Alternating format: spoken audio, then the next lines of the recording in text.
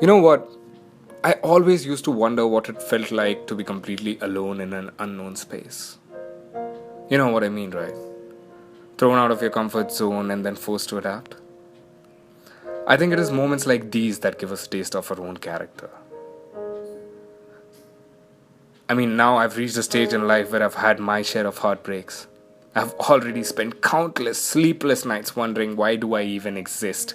Why am I doing what I'm doing? You know about quarter life crisis, right? That kind of deal.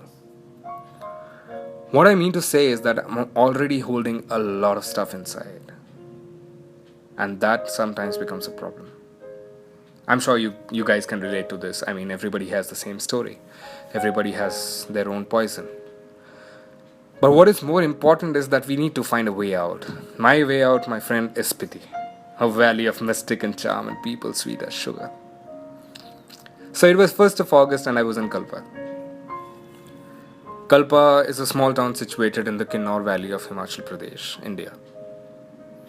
The tall deodars there cut sunlight into a beautiful spectrum of rays. The enormous Kinnaur Kailash on the opposite bank of Satluj guards this village like a mighty guardian.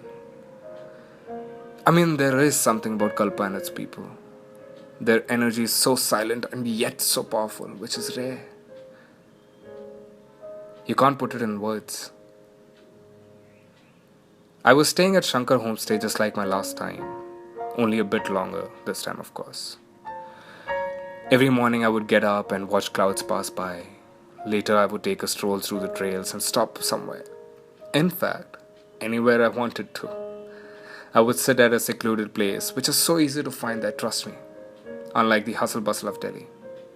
So I would sit there and read this beautiful book about a man who cycled from India to Europe for love. Quite a story. In the afternoons, I would walk down to Rekongpio for lunch and some hot chocolate. Hot chocolate, my friend, is my poison.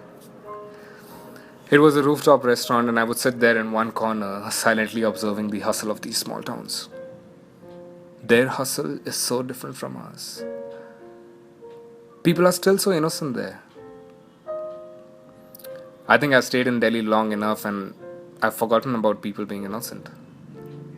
So I would sit at the restaurant for an hour and gaze at the Himalayan eagle flying in some distance before heading back to Kalpa. It was a 45 minutes walk, and this was my daily routine. For dinner, I would head back to Kalpa again, which was 15 minutes from my homestay. There, I would spend some quality time with Devraj. Devraj is a little kid from Nepal, and he's working in Kalpa to earn his livelihood. He told me that he's 12 years old. I don't buy it. I think he is much younger.